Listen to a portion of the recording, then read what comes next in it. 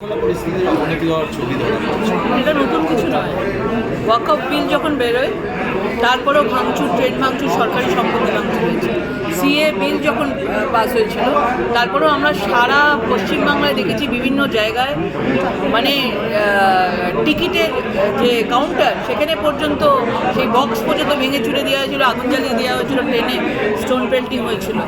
এবং আজকে যে দৃশ্য আমরা দেখলাম, যে দৃশ্য সাক্ষী রইল যে একজন মহিলা সাংবাদিক কভার করতে গেছেন, একজন ভালো বড় মিডিয়া হাউসের মহিলা সাংবাদিক কভার করতে গেছিলেন তাদের এই খবরটা নিয়ে, এবং সেই মহাবিশ্ব তাকেও ছাড়েনি এবং তাকে এরকমভাবে অ্যাটাক করে, তাকে রাস্তার মধ্যে ফেলে মারা হয় এবং সে পালাতে গেলে একটা টোটো নিয়ে সে পালাতে যায় এবং মানে ওখান থেকে বেরোতে যায় নিজের প্রাণ বাঁচাতে, এবং সেই টোটোকেও দাঁড় করিয়ে দেওয়া হয়। টোটোর সামনে দাঁড়িয়ে যদি টোটোও যেন ওনাকে নিয়ে ওনাকে রক্ষা না করে।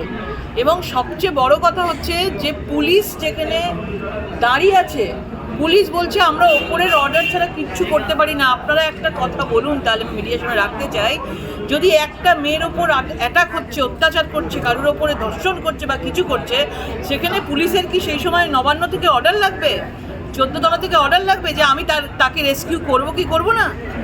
এইরকম অবস্থা। একজন মহিলা মুখ্যমন্ত্রী, মহিলা সাংবাদিক, আজকে যে সাংবাদিকরা তাকে আজকে এই জায়গাটায় মানে এত ওপরের দিকে তার প্রশংসা করতে করতে এত এই জায়গায় তুলেছেন, আজকে সেই মহিলা সাংবাদিকদেরকেও একদম মহিলা বলে গণ্য করছে না।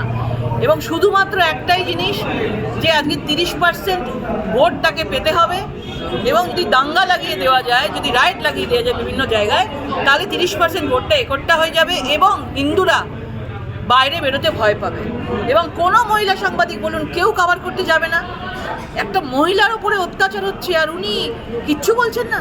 আজকে মুর্শিদাবাদ হসপিটালে ভর্তি আছে, আমার তার হাজব্যান্ডের সঙ্গে কথা হয়েছে এবং অত্যন্ত দুঃখজনক, অত্যন্ত মানে খারাপ অবস্থা ওনার।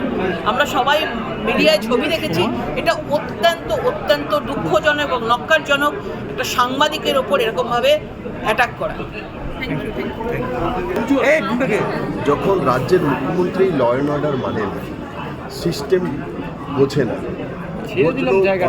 সামনে মোবাইলে সুপ্রিম কোর্ট পশ্চিমবঙ্গের কোনো মুখ্যমন্ত্রীকে সুপ্রিম কোর্ট এভাবে ডাইরেকশন দেয় বিহেভিয়ারের জন্য। কাজকর্মের জন্য মুখ্যমন্ত্রীকে কোর্টের নোটিশ আছে, সেটা হয়, কিন্তু ওনার মানে এই ধরনের বিহেভিয়ারের কারণে নোটিশ দেয়, এটা তো বাংলার অপমান। বাংলাতে যতগুলি মুখ্যমন্ত্রী ছিল, কোনো মুখ্যমন্ত্রী এই ধরনের রেকর্ড নেই। কোনো মুখ্যমন্ত্রী এই ধরনের যে গুন্ডাপান্ডামি করছে তার জন্য সুপ্রিম কোর্ট নোটিশ দিচ্ছে, আর এই রাজ্যের চিফ সেক্রেটারি ডিজি এরাই কীভাবে চলে যায়। এখন তো আমাকে বলছে বলা হয় সুপ্রিম কোর্ট যে ডাইরেকশনটা দিয়েছে সেটা তো মানে আমি বুঝি না যে মুখ্যমন্ত্রী একটা গরিমা ইনস্টিটিউশন। এই রাজ্যের মধ্যে আমাদের বিরোধী পার্টির মুখ্যমন্ত্রী হোক ডক্টর বিধানচন্দ্র রায়, যার নামে আমরা ডক্টর ডে পালন করি, এই রাজ্যের মধ্যে হোক বিরোধী পার্টি সিদ্ধার্থ চন্দ্র রায় ব্যারিস্টার,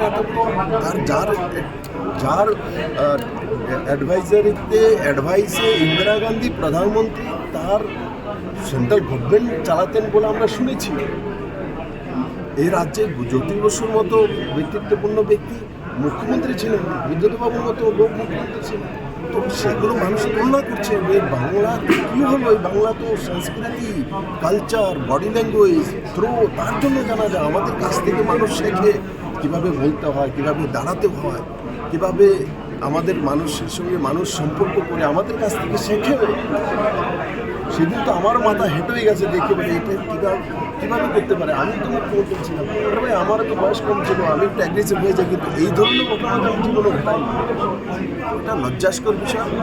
উনি এগুলো করেন বলে, উনি যে ব্যাপারটা যেভাবে করেন সেটাই ওনার কাছ থেকে শেখে নিচ্ছে।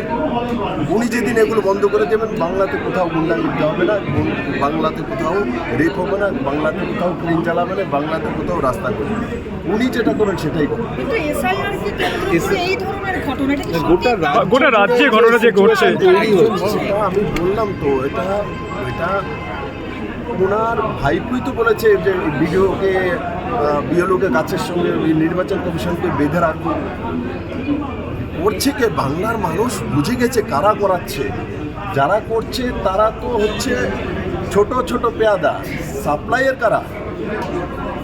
প্রডিউসার কারা? প্রডিউসার তো উনি স্বয়ং, ওনার ভাইপো স্বয়ং। ওরা আপনারা এসআইআর এর ঘোষণার দিন আপনি দেখুন ওনার প্রেস কনফারেন্সে উনি কী বলেছে, আমি বাঁধিনি, আমি এই করে দেবো, আমি সেই করে দেবো।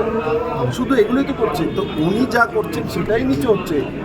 তার জন্য আগে ওনাকে সরাতে হবে, সরালে দেখবেন নিচে বাংলার সব ঠিক আছে। আজকে যারা ট্রেনের সামনে বসছে না, উনি সরে গেলে ট্রেনে না আপনার বাড়ির সামনেও দাঁড়াবে না।